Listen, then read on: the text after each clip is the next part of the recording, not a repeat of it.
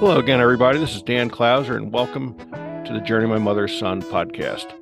Today I'm joined with Christian author and ceramic artist Morgan McCarver. Morgan, thanks for joining me today. Hi, thanks so much for having me. I'm happy to be here.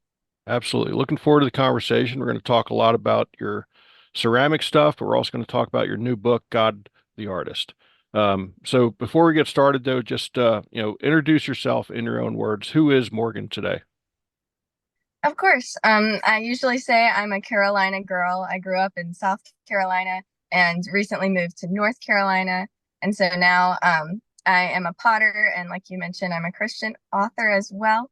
And I have a studio in Asheville, North Carolina, where I love just playing with porcelain clay and making some different types of pots and things. Love it, love it. How did you get started in pottery and working with clay and ceramics? So that's actually a really interesting story that isn't your typical way of discovering a love for pottery. But basically, when I was 14, I was diagnosed with scoliosis, which basically meant that my spine was growing from side to side instead of straight. And so the doctors decided that I needed to have surgery when I was 14. And because of that surgery, I wasn't able to be as active as I used to be, dance and all these things that I love to do. And so I had a year-long recovery process that I really was getting pretty bored. I needed a creative outlet. And so I took that first pottery class. And as they say, the rest is history. That's really my first introduction to ceramics in an academic setting. And then from there, I just kept signing up for more classes. I ended up going to school. You actually can get a degree in ceramics. And so I went to Anderson University in South Carolina for that. And then I started my business once I graduated. That's cool. Yeah, I never knew that you could actually get a degree in ceramics. That was news to me for sure. Um, so what is it about, working with clay that, kind of gives you that, you know, sense of peace and serenity? Yeah, it's just such a personal connection compared to I mean other art forms are beautiful as well. I paint and sew and do other things, but there's something about the clay that it's so malleable. It's just this lump on the table that, it's been dug from the ground. It is very unassuming, and there's so much flexibility in the clay that you can really just make anything that you can think of to some extent. And so I really connected with that relationship of the potter and the clay, just having this flexibility and freedom, not really limited to like a canvas or any kind of thing like that, that I was able to make whatever I wanted, whether that was useful things, utilitarian type pottery like cups and bowls, or sculpture, or anywhere in between. I could really just expand my horizons that way. Yeah, very cool. And I guess the one thing that makes it unique is, you know, each piece that you do, even though they may be similar, um, is never exactly the same, So I think it's Yeah. very, very similar to us as human beings. We all have our own similarities, but we are all still unique. So even though on the surface we may look very much alike, there's going to be a couple differences, you know, in each piece, so to speak. So I think that makes, you know, pottery pretty cool when it's actually handcrafted and not created in a factory setting sort of thing. Yeah, that's a great point. Great symbolism. Yeah, you're right. And even as hard as I try, every piece is going to be a little bit different. You can't make identical things exactly in this fallen world. So that's the beauty of it, though, that each piece is original. Yeah. So from the time you first started, um, you know, where in that journey did you determine that you were going to, actually make this your vocation and make a living out of your art? Well, it's funny you ask that because I feel like there's been a lot of times that I've tried to pursue other things, and I feel like the Lord just keeps drawing me back to pottery. So for a while, I was going to go to school to become an art teacher, like art education types of classes. And then before I even got to college, I had already switched my major to ceramics. And then even while I was in college, I was pursuing ceramics, but I was also saying that I would love to be like an interior designer, maybe, or even like an event planner, creative world, but also business world. And the Lord really just kept drawing me back to pottery. And it's just which doors opened and which doors didn't. And I'm truly just so blessed that He allowed these specific things to happen in my life. But I started working at a ceramic supply store, and then that ended up leading me to move to Asheville to actually work for a potter as her studio assistant. And so I learned kind of that side of running a small business and how do you display your work appropriately? How do you set up for festivals and shows? How do you photograph your work well? How do you run a website? And so all of those things, gaining all of that knowledge really helped me to be able to kind of start my own business or further my business from what I had already started. Yeah. Yeah. And th those are things you don't necessarily think of as an outsider, all those other components that come into it. So to have the opportunity to kind of be, almost an apprentice, so to speak, to another Mhm. entrepreneur in the field, um, I'm sure was incredibly beneficial to you. So, um, you know, then to take the leap to go into business for yourself, um, how did that journey come about for you? Well, it really just depended on, again, the situation. And a lot of it, I would say, is because of COVID. Because I was working retail at the time, I was working at a ceramic supply store, and I thought that was my dream job. I loved answering the questions, I loved providing customer support in that way, talking pottery all day long for people.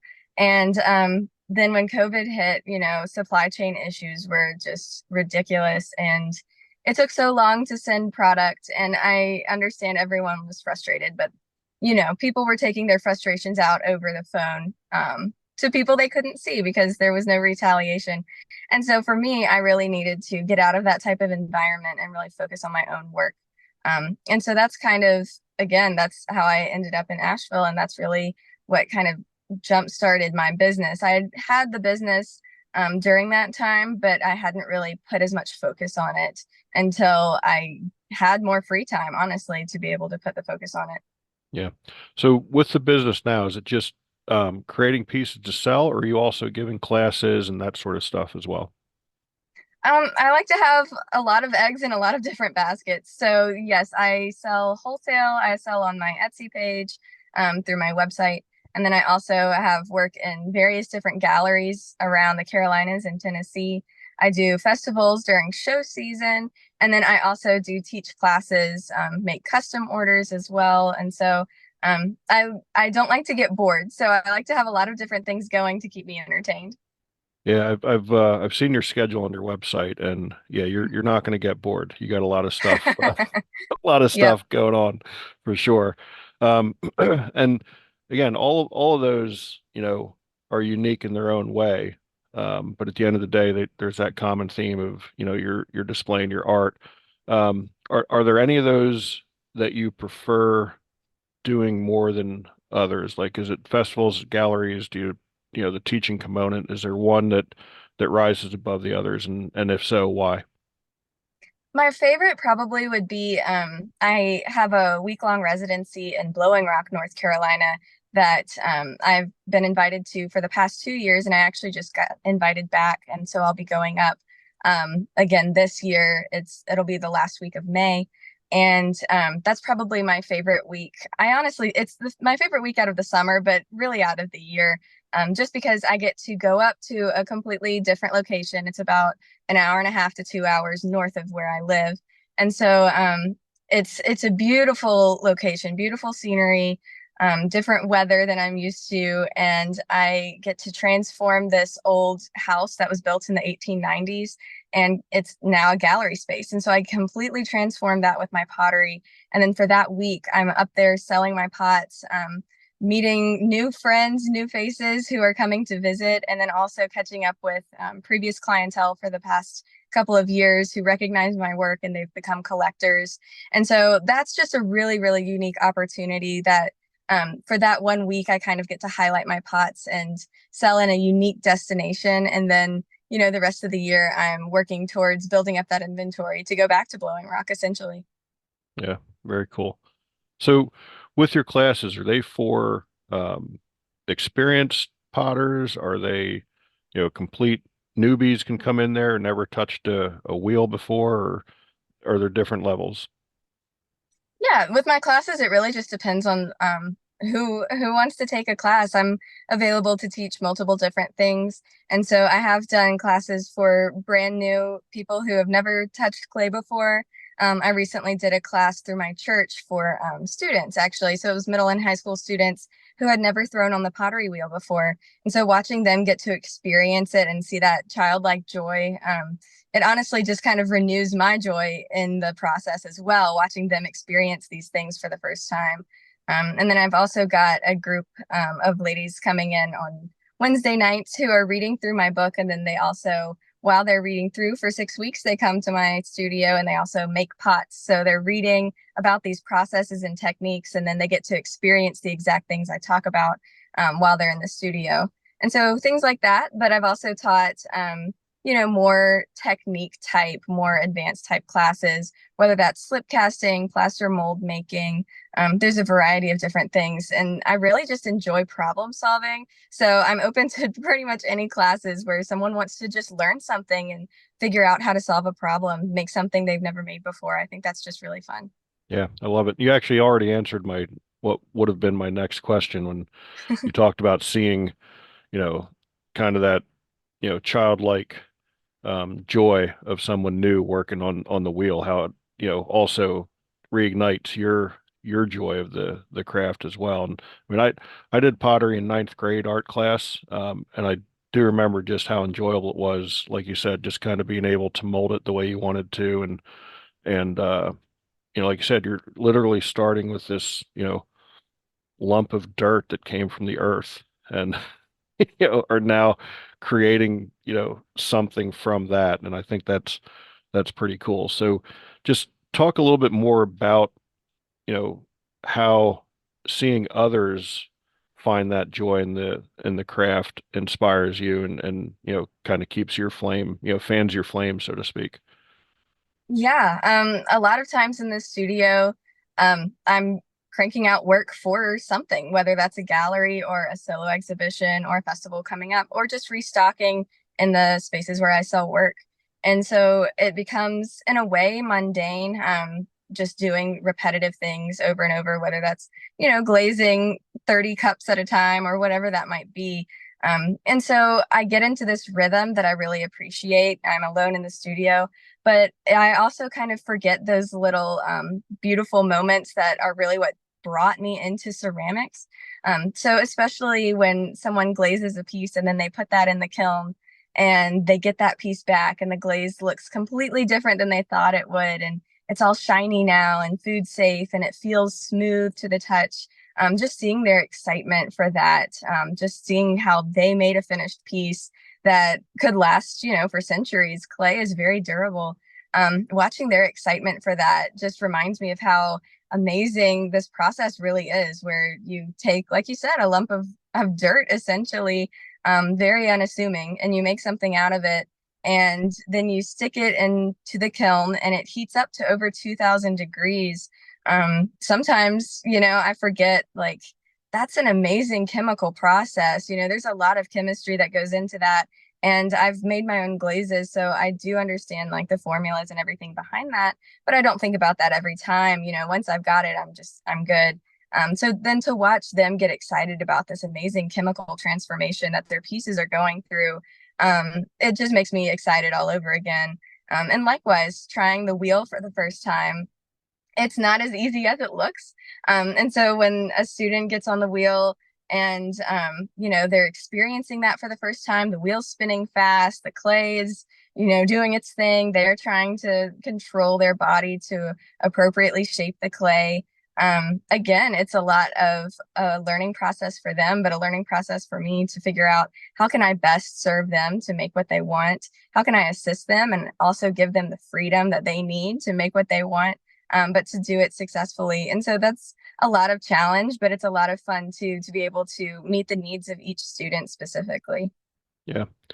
So, you mentioned about, a piece that could literally last for centuries. And I think that's one of the interesting things about pottery is the fact that it is a centuries old, um, you know, profession, vocation, art, whatever you want to call it, that's really not gone through a whole lot of changes over that time period. I mean, like you're literally doing a lot of the things that, you know, someone, you know, 500, 1,000 years ago was doing to create that piece. I mean, what is that, especially in a world that changes as quickly as, as what it does today. And, you're still relatively young, so you probably embrace technology a lot faster than what I do. Um, so, what is it like to be part of this kind of old school community with, this centuries long traditions that, again, have really changed very little over time? That's a great question. I think it's two-sided too. On one hand, you're right. I did kind of grow up.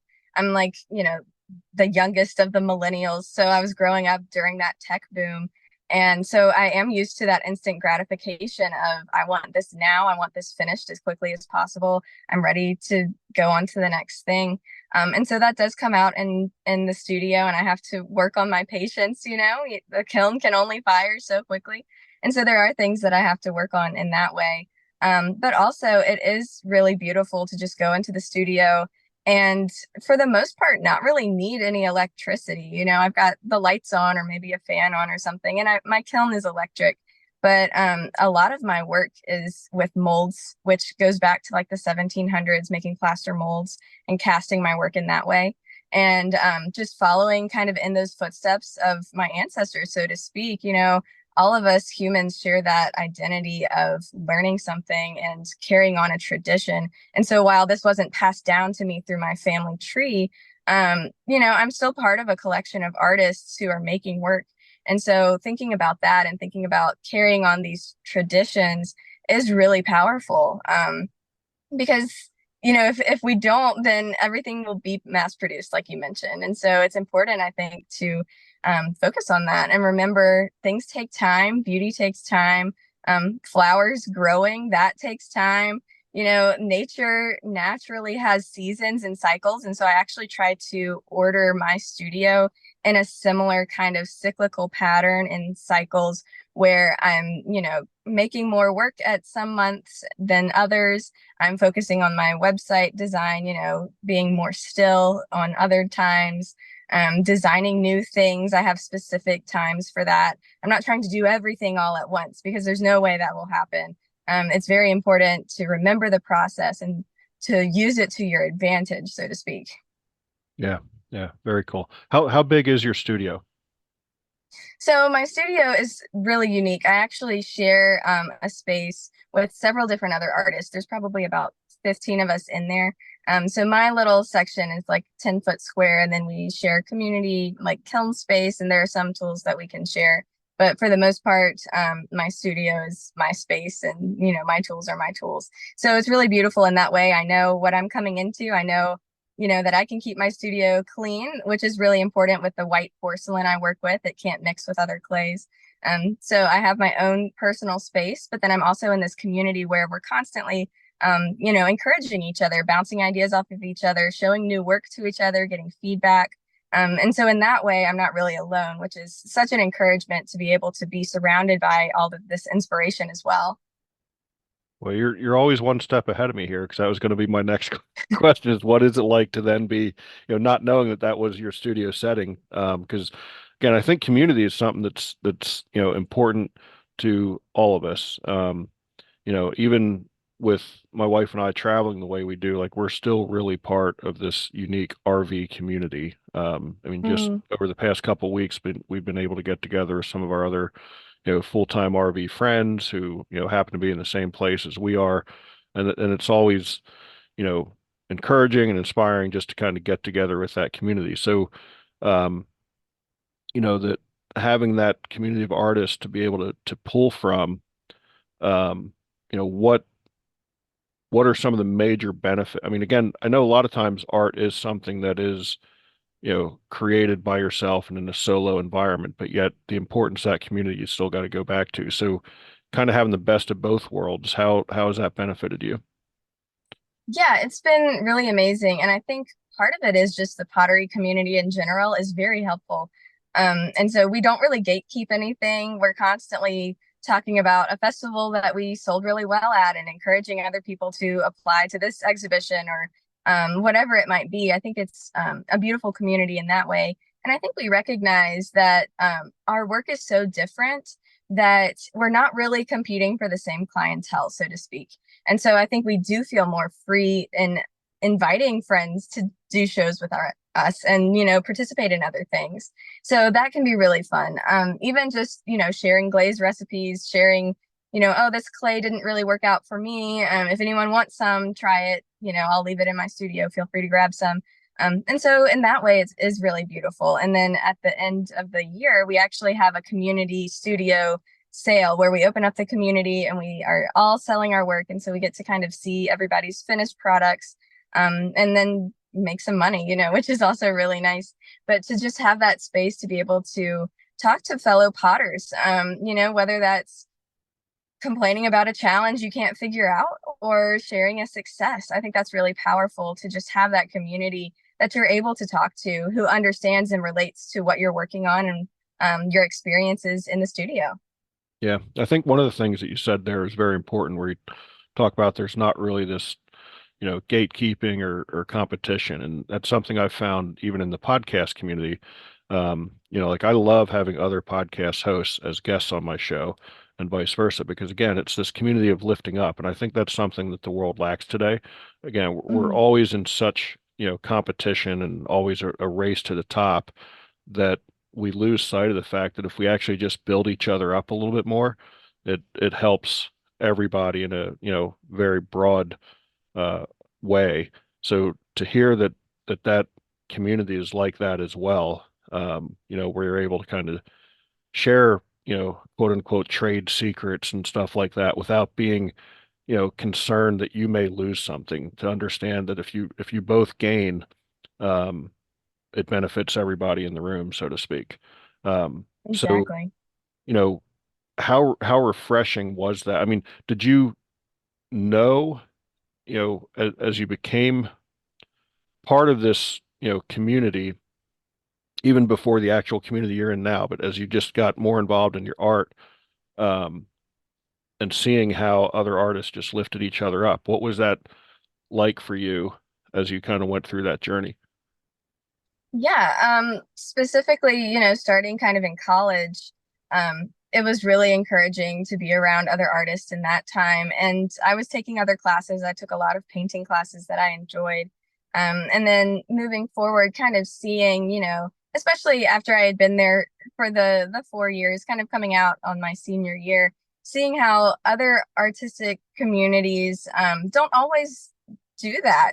They sometimes there is a fight and sometimes they are gatekeeping. But seeing how the pottery community is still very open, and it seems to be the case wherever I go. I've worked in Spartanburg, South Carolina, as well as now Asheville, North Carolina. The pottery community, even though it's different people, it's still the same type of vibe, so to speak, of being very open, very friendly. If you have space in your kiln, you're going to share that space. You're going to ask if anyone needs something fired real quick, whatever it might be. And seeing that that's this very specific community, I think that's pretty amazing that I found it, honestly, because I wasn't necessarily looking for a community. I was looking for a creative process, and I connected with the clay so much. I'm just so thankful that the community is so welcoming and so encouraging in that way. Yeah, very cool. So I want to shift gears just a little bit here and talk about, we briefly talked about how you started, was because of a surgery for your scoliosis. Um, you know, and you were only 14 at the time, if I recall correctly. I was, yeah. So, what sort of anxieties did you have going into that surgery? Really having no idea how it would, end up changing the trajectory of your life. And at that young age, what were some of your anxieties, um, going into that? And as you can now look back and reflect on it, how have you been able to kind of connect the dots and understand that it pretty much all worked out the way it should have? Yeah, basically, I really was into dancing competitively growing up. And so that's what I loved. And so when I knew I was going to have this surgery, those were my anxieties, that I wasn't going to be able to dance. I was not going to be able to hang out with my friends. And essentially, I have two titanium rods and 18 screws holding my entire spine stiff straight, which is just going to be how it is for the rest of my life. And so I knew all of that was coming, and I knew there was a year-long recovery process where I wasn't going to be allowed to dance, and I wasn't allowed to do anything that teenagers really like to do, like jumping on a trampoline, bending, twisting, picking anything up, wearing a backpack, all of these things I wasn't going to be allowed to do for about a year. And so there was a lot of anxiety at the time, and I was really just praying to God that He wouldn't make me have this surgery. And that wasn't the case for me. I know that there's miraculous healing that still happens today. I've had so many people tell me some amazing stories about how God healed them. And so that's what I was praying for. But honestly, that wasn't my case. And I understand now why. But it took me over a decade to really understand what God was doing in my life, because I was mad. I was mad that my body had to change in that way, that I had to become so rigid, and I was never going to be as flexible as I was before. And even trying to go back to dance, I was physically and mentally changed. And so it wasn't as fun. I stopped going to dance. And thankfully, I was able to find that pottery creative outlet that I needed during that time. But yeah, the surgery was not easy to go through for sure, especially with teenage girls when body image is an issue anyway. Throwing a major spinal surgery on top of that does not help for sure. Yeah. Is there anything specific that helped you get through that? Um, my family was a really great support, for sure, just constantly helping me do whatever I needed to, because I basically had to, learn how to walk again, learn how to sit up again. Just all of these simple things that, getting in and out of a car, things that seem so basic, really became a challenge for me for a while. And so my family was really great in that way. Again, my classmates as well were very accommodating, helping me carry my textbooks to class and different things like that. But of course, in my Christian faith, I was just relying on God and saying, okay, if you are having me go through this, help me through this, because I don't know what to do. And so I was relying on Him to really take me through that. And again, it took me 10 years to realize, like, because of that situation, that's really how I discovered my love of pottery. And my circumstances have allowed me all of these amazing things in life that, if I had never had the surgery, maybe I never would have taken a pottery class and found a passion for ceramics. And who knows what I would have gone to school for, or where I would have ended up, or what I'd be doing now. And so it took over 10 years for me to see that. But now that I see that, I'm just so thankful for that experience. Even though I thought it was a curse at the time, I see it now as a gift that led me through my life, honestly. Yeah. I love that. I love that. So what led you to decide to write the book then? Honestly, it was graduating from college. I was losing that first ceramics community essentially that I had kind of built over 4 years. And I was looking for that type of community aspect through a book. I was hoping that I could find, all of these Bible verses that had been shown to me about pottery. I was hoping that I could really find a devotional book to kind of go through those verses and just be that kind of connection to the art and faith worlds. And there wasn't really a book that I could find that was like that. And so at the time, the Holy Spirit just kind of put it on my heart that this could be something that I could start writing and see where it goes. And I tried to get my first manuscript published in 2019, and thankfully it was not published. It was such a rough draft. But now in 2024, it is published, and it's just amazing. So without giving away too much, because obviously we want people to go and buy the book, what you know, what are some of the references that you're using in the book between um, you know, faith and the pottery work? Of course. Basically, I say you don't have to be a ceramic artist, and you also don't have to be a Christian to read this book. I kind of go through both as we go along. But essentially, I just start by saying that um, I believe that we're all creative, and then I walk through the elements of creativity that I'm most familiar with, which are pottery. So I start with clay at the very basics, what it is, how you dig it out of the ground, essentially, and reference that back to Genesis, where God creates Adam out of the dust of the earth. And there's so many beautiful verses that really just relate to that. So we just go through talking about tools, talking about the pottery wheel, talking about firing, different techniques, and just how those relate. And then at the end, we talk about probably the most familiar passage of pottery in the Bible, which is Jeremiah 18, where the prophet Jeremiah goes to the potter's house and he sees the potter throwing on the pottery wheel and he makes this vessel, but then something happens and it falls completely apart. And so the potter has to cut that clay off of the wheel. He reworks it and then he puts it back on the wheel.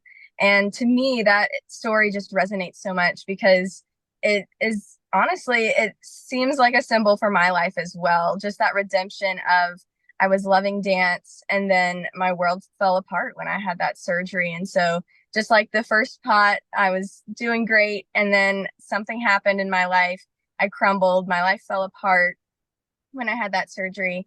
And then the very important part is the potter can't just rethrow that clay immediately. He has to take it off of the wheel and rework it. And so for those 10 years of me not really understanding my purpose in life, God was reworking me to make me who I am today and who I'll continue to grow into being for the rest of my life. And it's just such a beautiful story of redemption that God provides for us. And I think that is a great example for most people in their lives, how something has happened that has brought them low. Who knows what it is? Everybody has something, but it can be redeemed and it can be restored into something even more beautiful than before. Yeah, I love that. Absolutely love that. Um, where did the title come from, God the Artist? God the artist. Well, it originally started as God the potter, because God does talk about in the Bible, there's a lot of references to God being the potter and us being the clay. And so that was the original title. And then I realized there's so many references to creativity in the Bible. There's so many other beautiful ways that God shows us how his imagination created the world and all of these amazing things, that he's not just a potter, he's an artist. That's how we're introduced to him in Genesis 1:1, the very first sentence in the very first book of the Bible. In the beginning, God created the heavens and the earth. And so we're introduced to God as this imaginative creator God, making something out of nothing. And that's just so powerful to me that he can really, he is the original artist. He can really do anything he wants, creating any kind of beauty that exists in the world. And just looking around at nature, God is the ultimate artist. And so that's really how the title kind of developed. Yeah, I love that, and it's so true, especially with with us being able to travel as much as we do. We get to see his art on display quite a bit. I Mm. mean, even now as I look out and I look at the Superstition Mountains here in Arizona, like it's just such an incredible sight, and you know, um, everywhere we go, whether it's going to the Pacific Ocean or seeing the Great Salt Lake or the Grand Tetons or any of that sort of stuff, like you really see his uh his creativity on full display as you get to kind of travel. And even where you're at there in Asheville, I mean, absolutely just beautiful, beautiful countryside there, and to get out into nature and to see that and really appreciate it. I think more of us need to do, without a doubt. So I love the title. What coming from a fellow author, what was the writing process like for you? Was it kind of therapeutic? Because you said that you went through this transition of trying to figure out what your purpose was, being able to put pen to paper and kind of, relive some of that. Was that therapeutic for you and kind of help you even define that purpose more so than what you had already found at that time? I think it was. The first draft I wrote in 2019. I think I was still coming from a bitter place. Still, I hadn't, honestly, it hadn't been the decade yet of me coming out of that moment in my life. And so the first draft was really rough. And I'm so glad that it was rejected. And so then basically in January of 2023, I had some free time on my hands and it was cold up here in the mountains and it was snowy. And I felt the Holy Spirit telling me to just revisit that manuscript and kind of rework it again, redemption. And so I revisited and I took some elements from the first parts of the first manuscript, But for the most part, I realized the story really needed to be less of what happened to me, and more of the beautiful symbolism that is in the Bible and the beautiful references and Easter eggs, if you will, that God hides throughout his word and throughout the pottery experience that really connect the two. There's so many techniques that are so obvious to me that they are directly symbolic of our Christian walk. And so all of those things just kind of came out during that January, of writing the second manuscript, the final manuscript, in a way that were therapeutic, I think, for me to kind of really realize what was going on, and just constantly being in communication to God, praying that he would show me what he wanted me to put on paper. And so essentially, I feel like it is very divinely inspired. I feel like most of this is what God told me to write down. And it completely has been his will getting everything published. I knew nothing about publishing traditionally or anything like that, but I just gave it all to God. And one publisher reached out. It's Morgan James Publishing in North Carolina, or in New York, sorry. And they've just been so great to work with. And honestly, I couldn't have done it without them. But truly, it was the Lord giving me these divine appointments, these experiences to allow me to be able to publish them. Because with my own ambition, I never would have been able to make all of this happen. Yeah, I love it. I love it. So, Morgan, we talked about a lot of different things. Is there anything that we missed that you think would be important for the listeners before we start to wrap things up? Wow, we did talk about a lot of things. I think it's important just for everyone to remember that everybody is creative in their own way. And that looks different for everyone. And I think social media, this day and age, I think it steals a lot of our joy, and it causes us to think that we can't be creative because we're not as creative as these people who are posting on social media. And whether that's true or not, whether you're better than them or worse at that art than them, that doesn't disqualify you from being creative. And I can say that because I believe that we're created in God's image. And like I said, God is a creator God. And so if we believe that we're created in his image and he is the creator, then he has given us all this amazing creativity that we can use to honor him. And that might look different for everyone. Creativity, the definition really is making something out of something that didn't exist before. So whether that's organizing your closet, putting order into something that didn't exist before, or making a spreadsheet, or baking cookies, or whatever it might be, there's some creativity that God's given you in your life that I think you can use to truly honor him and to find joy in that process as well. Yeah, I love that. Morgan, if anybody out there wants to reach out to you, whether it's to purchase one of your pieces, the book, take a class if they're in the Asheville area, how do they find you on the internet? Probably the best place would be my website, which is just my name, www.morganmccarver.com. And from there, you can follow me on social media, sign up for my newsletter, shop my book and my pottery, and connect with me there as well. Awesome. So, Morgan, that brings us to our final question. As you know, the subtitle of the podcast is Many Little People in Many Little Places, which comes from the opening lyrics of the Michael Franti song Gloria, which go, when many little people in many little places do many little things and the whole world changes. What's one of the little things that Morgan does on a daily basis to make the world a little bit better place? Oh, that's a great question. And I think that's such a powerful question too, because you're right. It is the little things that bring us joy or bring other people joy. And I think one of those important things is to just keep up with people that you've connected with over the years. My friends don't always live in the same state even as me. And so trying to just check in on them, trying to keep up with them, build those relationships that already have existed. I think that's so important. And especially now with technology, it's so easy to do. We can send a quick text or whatever that might be, or send them something funny through Instagram. But just staying connected, honestly, staying connected with those who are close to us. I think that's really important. Yeah, I love that. I love that. Morgan, I really appreciate you taking the time. It's a great conversation. For those out there listening, be sure to check out my other podcasts and blogs at journeymymotherson.com. While you're there, pick up a copy of one of my books. Again, Morgan, thank you so much for the time. It's a great conversation. Really appreciate it. Thanks so much for having me. This has been great. You bet.